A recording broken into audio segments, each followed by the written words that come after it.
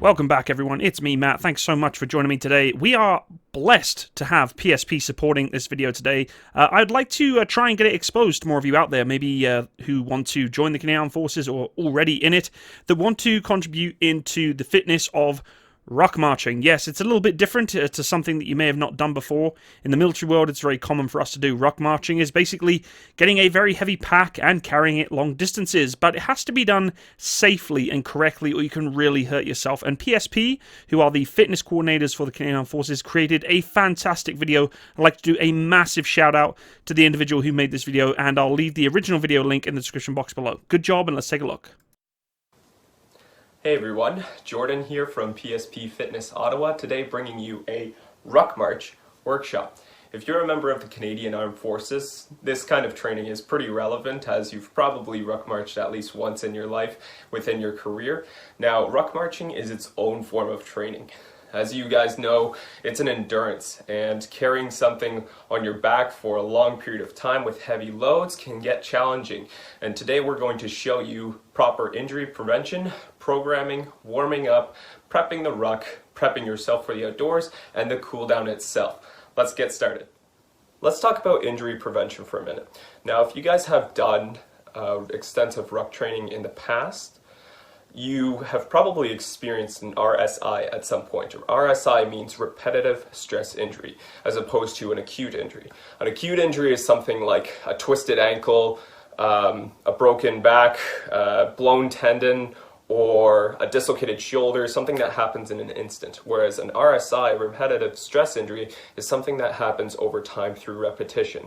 That could be shin splints, sore knees, tight hips, low back pain, chronic low back pain, as well as shoulder tightness and upper back tightness.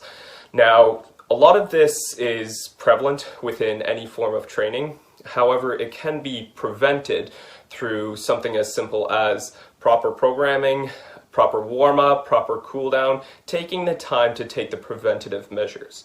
So if you've experienced one of these RSIs in the past, ask yourself a few questions. Ask yourself, have I taken the time to do the proper warm-up? Have I done a warm-up that's relevant to this sort of training? Have I taken an adequate amount of rest and recovery with rest days and stretching outside of training? And was I pushing myself too hard, too fast?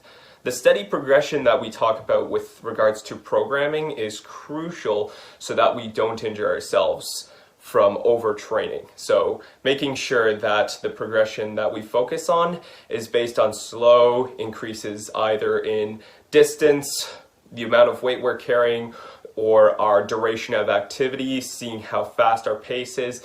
These sorts of principles are going to be talked about more in depth as we move into programming and are very relevant to injury prevention. Now, programming for ruck march training may seem tedious, but it is necessary for injury prevention. I've had experience with CAF members in the past where day one, a CAF member decides to go out for 4 kilometers carrying 40 pounds. Next day, they go out 40 pounds and they're feeling great, they decide to do 9 kilometers.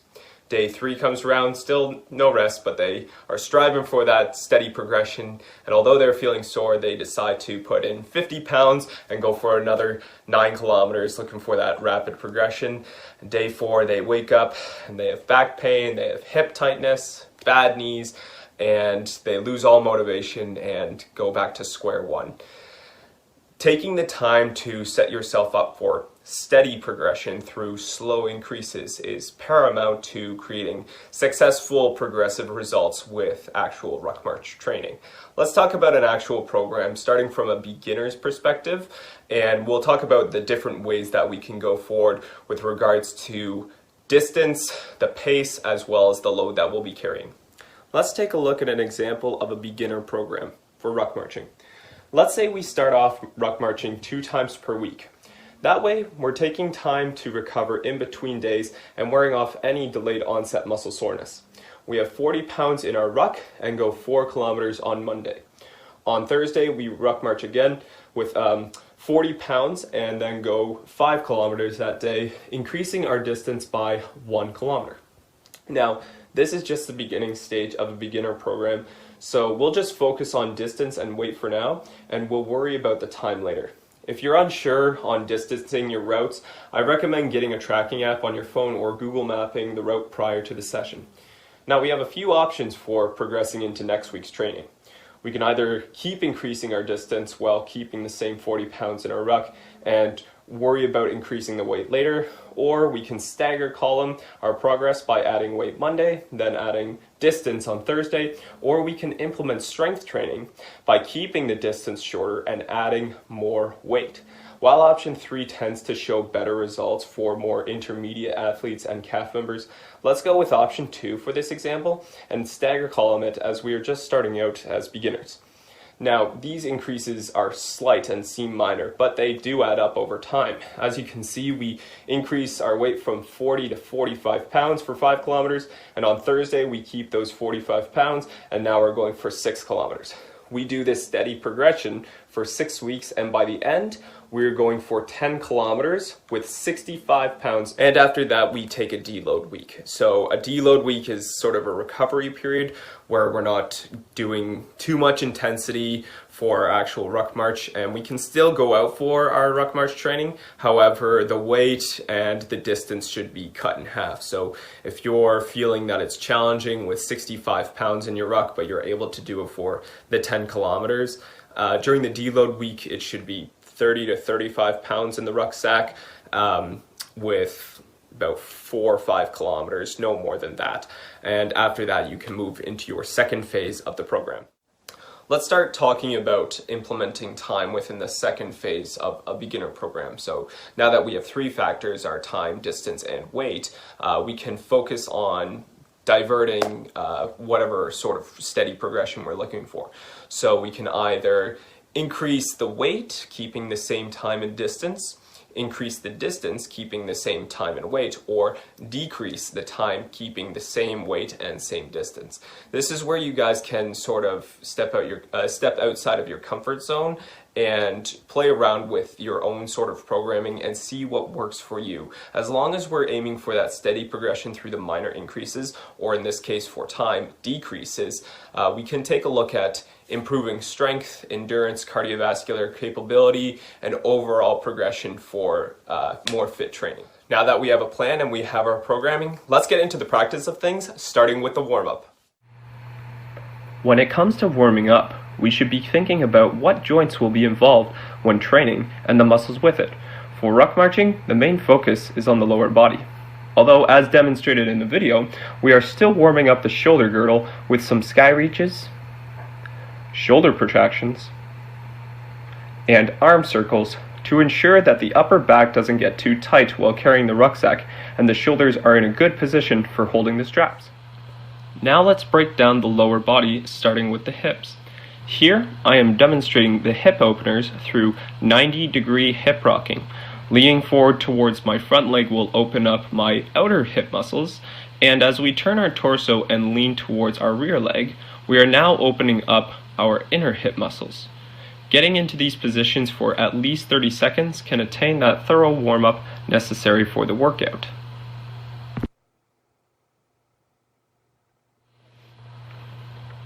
Now let's move into some hip cars, or hip controlled articular rotations. Bringing the knee up in front of the body, rotate the leg around the hip joint until it's behind, then reverse the motion. Be gentle with rotating the leg around the hip, as the hip joint doesn't have as much lateral freedom as the other ball and socket joint, the shoulder, does.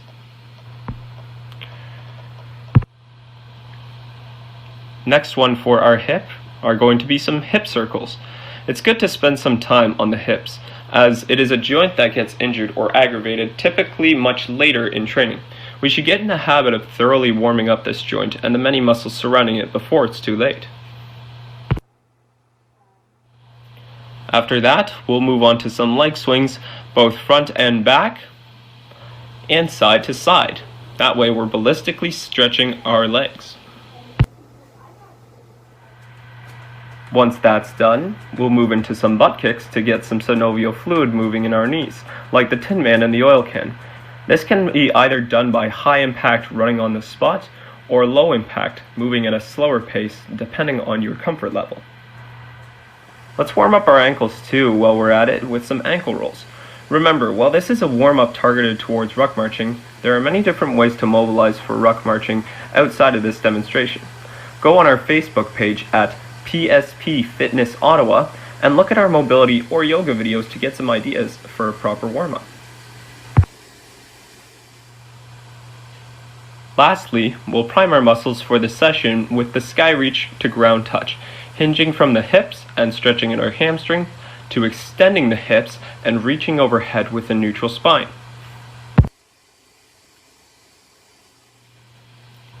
Followed by some air squats, again hinging from our hips, then bending our knees. With every movement done for 30 seconds each, this whole warm-up should take us about 12 to 15 minutes, as most proper warm-ups should, to ensure that we're ready. Now, let's get our rucksack ready and prepare to go outside. Alright guys, now we're going to prepare the actual ruck. Now I just want to preface this by saying this is personal preference. This is what works for me, and I've talked to a few people on how they prepare their rucks as well and taken that into consideration. So starting with the bottom of the rucksack, because I have a short torso and this rucksack is pretty big for me, I'm not going to put the majority of the weight right at the bottom. We want the weight sitting closer to our hips with assistance from the lower belt. So I'm going to put my valise, my sleeping kit, to start off in the rucksack. This way, the dumbbells have something to sit on. Next, we're going to throw our weight in. Now, making sure that we don't have a massive 40-pound weight that's just jutting us in the back thrown at the bottom of the rucksack. We have two 10-pound dumbbells that we're going to use, and we're going to wrap them in some clothing so again we don't feel them jutting us in the back, because we do want them close to us in the rucksack. We want them close to our spine and our back. The closer the weight is to us, the easier it's going to be for us to carry, so that it's not trying to sway us or throw us off balance or pull the rucksack off our back. So again, taking the dumbbell, wrap it in any piece of clothing that's going to cover most of it up. Throw it down. So now I have both 10-pound weights in the rucksack on top of my valise. This is around the midpoint where our center of mass will be, and that's where we want our weight. We don't want to put our weight too close to the top, because you'll notice once you get into rougher terrain or you take a misstep, that rucksack is going to shift around. Now we're just going to take some miscellaneous light kit and throw it in the ruck.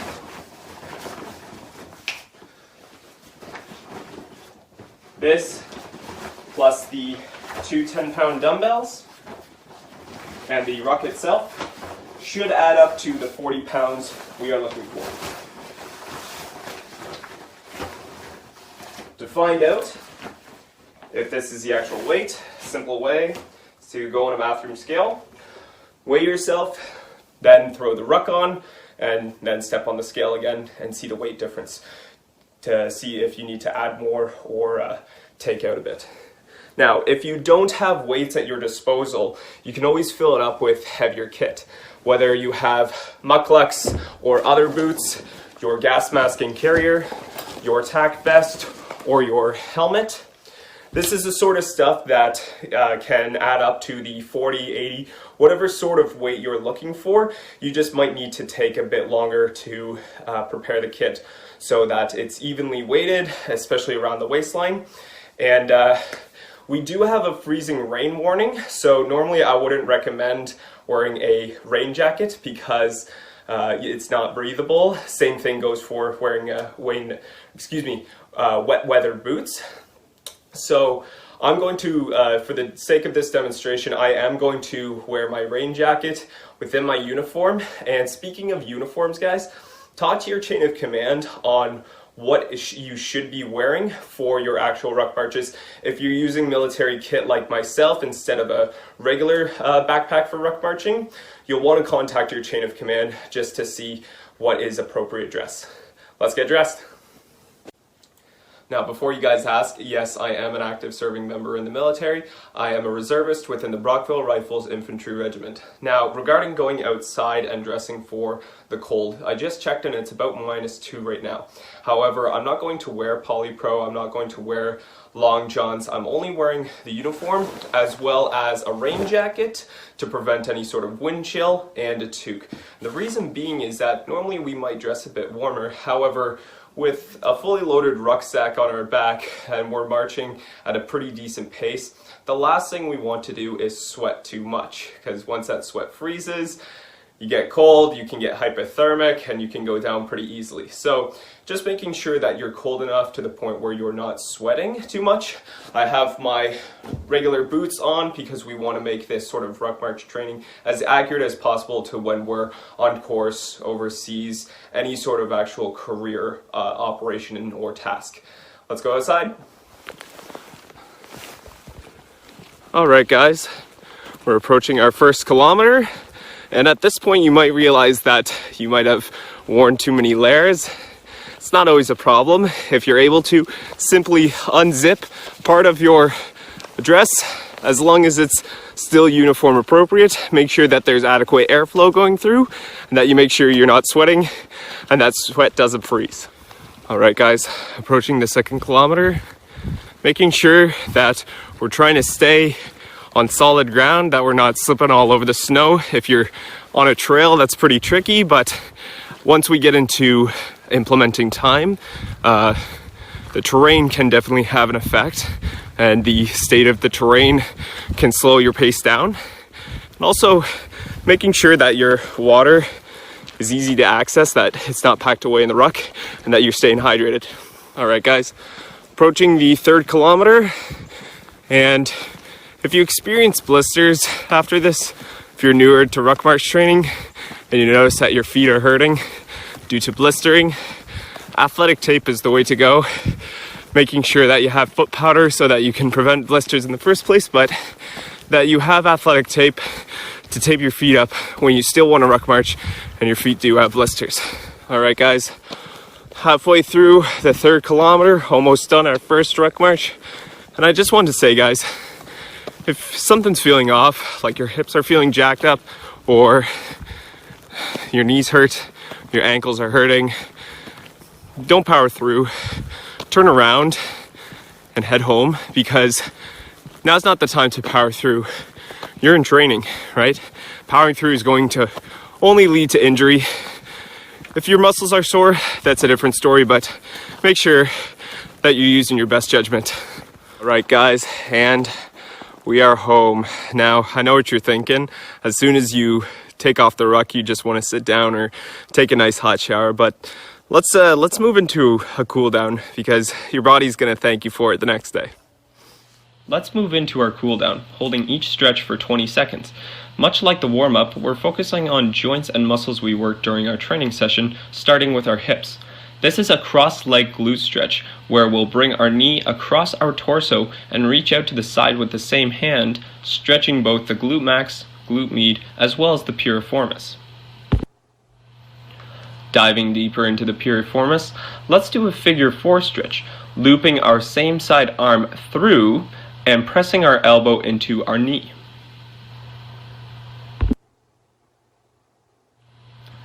We can now shift into a sideline quad stretch, and it will also stretch our hip flexors, pulling our foot behind us and shifting our hips forward without hyperextending our back.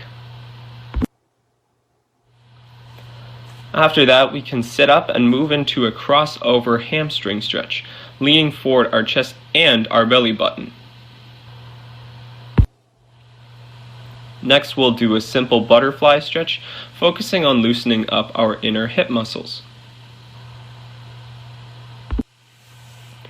Then, we'll straighten our legs apart and bring our torso forward again to stretch the hamstring muscles a little more, with more focus on the inner hamstrings. Let's stand up and stretch out our calves on the wall. Remember to feel the stretch, but stretch without pain. A lot of people try to stretch as far as they can regardless, but your muscles will instinctively tense up once there is a pain reaction, so don't go too far. We may have felt the ruck pull on our shoulder blades a bit together, so let's release that upper back tension, reaching as far forward as we can with our fingers interlocked and look down. And that will wrap up our cooldown. Thanks very much for watching, guys. Today we went over the introduction to actual ruck march training, the programming and periodization training, the warm-up, the prepping of the ruck, prepping of yourself, the ruck march itself, and the cooldown. So thanks again for watching, guys. Be sure to take a look at our other videos on YouTube and take a look at our Facebook page at PSP Fitness Ottawa. And if you have any questions about specific ruck march programs for yourself, email one of these emails and we'll get back to you as soon as we can. Thanks again, guys.